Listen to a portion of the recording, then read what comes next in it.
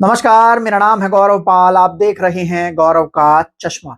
दोस्तों, उत्तर प्रदेश से सटे उत्तराखंड पर बसपा की नजर है। बीएसपी सुप्रीमो मायावती उत्तराखंड को लेकर एक बड़ा प्लान जो है वो तैयार कर रही हैं और उत्तराखंड में भी माहौल और परिस्थितियां कुछ ऐसी ही बन रही हैं कि उत्तराखंड अब परिवर्तन मांग रहा है। दोस्तों, जी हां, उत्तर प्रदेश और उत्तराखंड कभी एक हुआ करते थे। सन 2000 में उत्तराखंड उत्तर प्रदेश से अलग हुआ और उत्तराखंड में बसपा की सरकार के दौरान कई काम हुए, जैसे कि उधम सिंह नगर एक अलग जिला बनाया गया जो कि बहन जी ने अपनी सरकार में बनाया था। उसके अलावा उत्तराखंड में बसपा का जो रिजल्ट रहा है वो भी काफी ठीक ठाक रहा है, संतोषजनक रहा है, अच्छा रहा है। और ऐसे में अब बसपा सुप्रीमो मायावती की नजर उत्तर प्रदेश के बाद अब उत्तराखंड पे है और उत्तराखंड उनके लिए हमेशा सेकंड प्रायोरिटी रहा है उत्तर प्रदेश के बाद। अब उत्तराखंड में बसपा ऐसी कौन सी तिगड़म लगाने जा रही हैं, बहन जी के पास ऐसा कौन सा प्लान है, उसको लेकर हम चर्चा करेंगे। अगर आप पहली बार हमारे चैनल पर आए हैं तो चैनल को सब्सक्राइब कर लीजिए दोस्तों, और वीडियो को आप शेयर भी कर सकते हैं। दोस्तों, मैं आपको बताऊं कि उत्तराखंड का 9 नवंबर को स्थापना दिवस होता है। कल उत्तराखंड का 9 नवंबर को स्थापना दिवस था। बीएसपी सुप्रीमो मायावती ने उत्तराखंड के स्थापना दिवस पर ट्वीट करते हुए उत्तराखंड के लोगों को एक तरीके से शुभकामनाएं दी और कहा कि उत्तराखंड के लोगों के लिए मैंने बहुत कुछ किया, जिला बनाया है और उत्तराखंड के लोगों को स्थापना दिवस पर शुभकामनाएं। उत्तराखंड जब बना था तो उत्तराखंड के संघर्ष की एक बड़ी लड़ाई थी। उत्तराखंडियों ने एक बड़ी लड़ाई लड़ी थी उत्तराखंड को बनाने के लिए, जिसमें कई जो उत्तराखंड आंदोलनकारी थे उन वो शहीद भी हुए। इस पूरे मामले में उन पर गोलियां भी चलाई गई। उत्तराखंड क्रांति दल का इसमें एक बड़ा एक तरीके से योगदान रहा था। तो वही दूसरी ओर जब उत्तराखंड की स्थापना होती है तो मुलायम सिंह यादव और समाजवादी पार्टी सरकार पर कई प्रकार के आरोप लगते हैं, जैसे रामपुर चौराहा कांड, जहां पर उत्तराखंड के आंदोलनकारियों पर गोली चला दी गई थी। दोस्तों, उत्तराखंड एक पहाड़ी राज्य है, लेकिन उत्तराखंड में कुछ जिले ऐसे भी हैं जो प्लेन के जिले हैं और कुछ सीटें ऐसी भी हैं उत्तराखंड में जो प्लेन की सीटें हैं। तो उत्तराखंड में लगभग लगभग 21 सीटें जो ऐसी हैं जो मैदानी क्षेत्र की हैं। लेकिन उत्तराखंड पहाड़ी राज्य होने के कारण उत्तराखंड को पहाड़ होने के कारण उसको पहाड़ी राज्य कंसिडर किया जा सकता है। लेकिन इस समय उत्तराखंड में एक बड़ा आंदोलन जन्म ले रहा है। वो आंदोलन पहाड़ बनाम मैदान का है और इसमें जो लोग पार्टिसिपेट कर रहे हैं वो खासकर उधम सिंह नगर, हरिद्वार और देहरादून के कुछ क्षेत्र के लोग हैं, कुछ विधानसभाओं के लोग हैं। क्योंकि उत्तराखंड में इस समय मैदानी क्षेत्र में रह रहे लोगों को ऐसा महसूस हो रहा है कि उनके साथ उत्तराखंड में भेदभाव हो रहा है। उत्तराखंड में जो सरकार है वो सिर्फ पहाड़ को फोकस कर रही है, मैदान को फोकस नहीं कर रही है। ऐसे कई प्रकार के स्टेटमेंट्स भी आते हैं, ऐसे कई प्रकार की चीजें हमको देखने को मिलती है जहां पर पहाड़ के और जो मैदान के विधायक हैं वो आपस में भिड़ जाते हैं। उत्तराखंड में पहाड़ का जो मुद्दा है वो भाजपा और कांग्रेस दोनों पुरजोर तरीके से उठाती है, लेकिन बसपा जो है वो उत्तराखंड में मैदानी क्षेत्र में काफी मजबूत है। ये जो 21 सीटों के आसपास उत्तराखंड में जो मैदानी क्षेत्र में है, इसमें बसपा काफी मजबूत नजर आती है। अगर हम बात करें 2007 के नतीजों की, जब बसपा की यूपी में पूर्ण बहुमत की सरकार बनी थी, तो उस समय उत्तराखंड में बसपा ने, उस समय उत्तरांचल हुआ करता था, बसपा ने 7 विधानसभा सीटें जीती थी और ये 7 विधानसभा सीटें हरिद्वार जिले में पड़ती हैं। आज भी बसपा की हरिद्वार जिले में 1 सीट है। जब चुनाव जीते थे तो 2 सीट जीत कर आई थी। फिर मंगलौर के जो विधायक थे हाजी, उनका देहांत हुआ और वहां पर उपचुनाव हुआ तो बीएसपी वो सीट हार गई। तो उत्तराखंड बीएसपी के लिहाज से काफी उपजाऊ रहा है।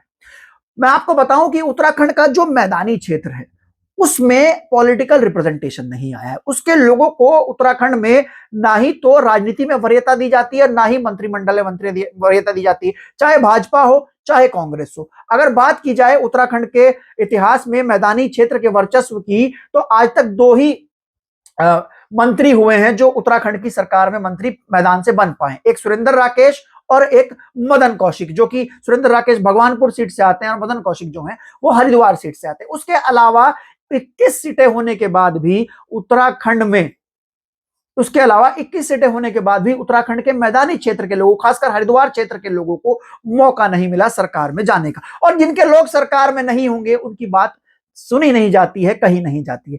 मामला था उत्तराखंड स्थापना दिवस का, उस पर बहस चल रही थी। जो पहाड़ के विधायक थे वो पहाड़ को वरीयता दे रहे थे और जो प्लेन के विधायक थे वो प्लेन को वरीयता दे रहे थे। ऐसे में एक स्पीच वायरल होती है लक्सर के बसपा विधायक मोहम्मद शहजाद की, जो कि पहाड़ को लेकर एक बात कहते हैं। मोहम्मद शहजाद कहते हैं कि पहाड़ के जो विधायक हैं वो पहाड़ का विकास करने की बात करते हैं, बहुत अच्छी बात है, हम भी करते हैं, लेकिन आप पहाड़ छोड़कर नीचे प्लेन में आकर बस जाते हैं और आपसे अब तक पहाड़ का विकास नहीं हो पाया। अगर आपसे पहाड़ का विकास नहीं हो रहा है तो जगह खाली कीजिए, हमें दीजिए, हम पहाड़ का विकास करेंगे। आप समझ सकते हैं कि उत्तराखंड में जो पहाड़ और प्लेन की राजनीति है वो कितनी तीखी है। जो प्लेन के लोग हैं वो आज ये महसूस करते हैं उनके पास पॉलिटिकल रिप्रेजेंटेशन नहीं है। मैं आपको एक और आंकड़ा बताऊंगा। जो हरिद्वार विधानसभा सीट है उससे त्रिवेंद्र सिंह रावत, हरीश रावत और रमेश पोखरियाल सांसद बनते आए हैं। लगातार 3 बार से वहां पर किसी प्लेन के व्यक्ति को सांसद बनने का अधिकार भी नहीं मिल रहा है। दोनों पार्टियां जो है, भाजपा और कांग्रेस, दोनों पार्टियां जो हैं वो पहाड़ के लोगों को ही टिकट देती है, प्लेन के लोगों को टिकट नहीं देती। ऐसे में बीएसपी के पास क्या चांस है मैं आपको बताने की कोशिश कर रहा हूं। बसपा के वहां पर कोऑर्डिनेटर हैं जाफर मलिक और मोहम्मद शहजाद वहां पर जो हैं वो बसपा के विधायक हैं लक्सर सीट से। उसके अलावा मंगलौर सीट पर बसपा की काफी पकड़ है। मैं आपको बताऊं 2007 में बसपा ने वहां पर कई सीटें जीती थी, जैसे कि जो सुरेंद्र राकेश जो कि कद्दावर नेता रहे, जिनका परिवार आज कांग्रेस में है, वो भगवानपुर से बसपा के टिकट पर जीते थे। बसपा ने वहां पर लंढौरा सीट जीती थी, बसपा ने वहां पर कलियर सीट जीती थी, बसपा ने वहां पर तमाम जो मिलाकर 7 सीटें जो है बसपा ने वहां पर जीती थी और वो सब लोग प्लेन के लोग थे। ऐसे में उत्तराखंड के हरिद्वार डिस्ट्रिक्ट में, उत्तराखंड की जो विधानसभा है, जो प्लेन की विधानसभा है, वहां पर भी जो पहाड़ के नेता हैं उनका वर्चस्व बढ़ रहा है। दोस्तों, जिस तरीके से हमने देखा कि हरिद्वार सीट से भाजपा ने भी एक पहाड़ के व्यक्ति को चुनाव लड़ाया, कांग्रेस ने भी पहाड़ के व्यक्ति को चुनाव लड़ाया, ऐसे में लोकसभा में, ऐसे में उम्मीदें यही बताई जा रही है कि बीजेपी और कांग्रेस के लोग जो हैं वो उत्तराखंड में जो हरिद्वार की सीटें हैं, जो उधम सिंह नगर की सीटें हैं, इन सीटों पर भी ज्यादातर पहाड़ के लोगों को चुनाव लड़ाएंगे। और ऐसे में बसपा की रणनीति यह रहेगी कि वो प्लेन के लोगों को चुनाव लड़ाए। जिस तरीके से मोहम्मद शहजाद ने बात बोली विधानसभा में कि पहाड़ और प्लेन को लेकर बहुत भेदभाव होता है, हम जो प्लेन के लोग हैं उनको यह कहा जाता है कि आप पहाड़ी नहीं हो, आप उत्तराखंड के मूल निवासी नहीं हो, और जब हम लोग उत्तराखंड से बाहर जाते हैं तो हमको यह कहा जाता है कि तुम उत्तराखंडी हो। हमको कोई समझने के लिए तैयार नहीं है कि हम क्या हैं, और ऐसे में हम लोग बहुत परेशान हैं, अब हम लोग त्रस्त हो चुके हैं। और भाजपा और कांग्रेस दोनों ये पहाड़ और प्लेन की राजनीति करती है, लेकिन प्लेन की राजनीति करने वाला कोई नहीं है वहां पर। ऐसे में बसपा के पास एक बड़ा मौका है कि अगर वो हरिद्वार सीट, जिस तरीके 2027 में हरिद्वार सीट बीएसपी ने जीती थी और हरिद्वार में 7 सीटें बीएसपी जीत कर आई थी, वैसे ही बीएसपी अगर प्लेन पर फोकस करे और प्लेन के ऐसे नेताओं को चुनाव लड़ने का मौका दे जिनको भाजपा और कांग्रेस चुनाव लड़ने का मौका नहीं दे रही है, और वहां पर ये जो पहाड़ बनाम प्लेन की ये जो लड़ाई है इसको खत्म करने की बात करें, प्लेन के नेताओं को वर्चस्व दे, प्लेन के नेताओं को आगे बढ़ाए, तो ऐसे में वहां पर बसपा ग्राफ बढ़ सकता है। मैं आपको बताऊं कि हरिद्वार जिले से कोई भी वहां पर मंत्री नहीं बनता है। सुरेंद्र राकेश और जो आपके मैं बताऊं जो मदन कौशिक है, उनके अलावा कोई मंत्री नहीं बना है। बीजेपी और कांग्रेस चुनाव जीतती और हारती रहती है। वो प्लेन के नेताओं को वर्चस्व नहीं देती है, वो प्लेन के नेताओं को वरीयता नहीं देती है। ऐसे में बीएसपी अगर अच्छे से चुनाव लड़ती है हरिद्वार डिस्ट्रिक्ट में, जो उसका गढ़ रहा है, लगभग लालढांग, झबरेड़ा, भगवानपुर, उसके अलावा लंढौरा, उसके अलावा लक्सर, मंगलौर, कलियर, ये जो क्षेत्र रहा है ये गढ़ रहा है, ज्वालापुर रहा है, ये बसपा का गढ़ रहा है।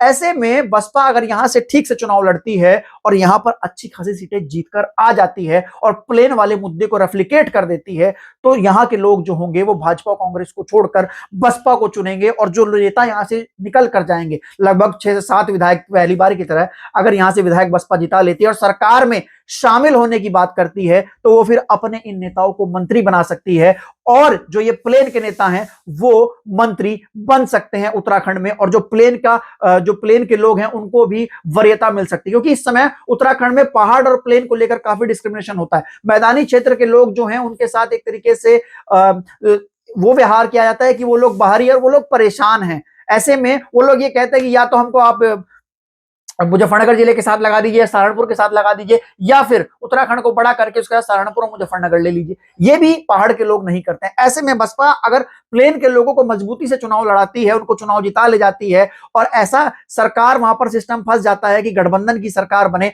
और उसमें बसपा किसी को भी समर्थन दे, तो वो अपने 7 से 8 प्लेन के लोगों को वहां पर मंत्री बना सकती है, नेता बना सकती है, प्लेन की जो लीडरशिप है उसको बढ़ा सकती है, और ऐसा बसपा ने किया भी है। तो दोस्तों ये उत्तराखंड की सियासत को लेकर चल रहा है, जो कि इस समय बिल्कुल अलग दांव है। अब देखना यह है कि उत्तराखंड की सियासत में आखिर क्या होता है, क्योंकि बसपा का नतीजा वहां पर हमेशा से अच्छा रहता है। जब उत्तर प्रदेश में 1 सीट जीते थे उमाशंकर सिंह, तो उस समय उत्तराखंड में बसपा 2 सीटें जीत कर आई थी। आप नतीजा लगा सकते हैं कि बसपा का उत्तराखंड में क्या प्रभाव है।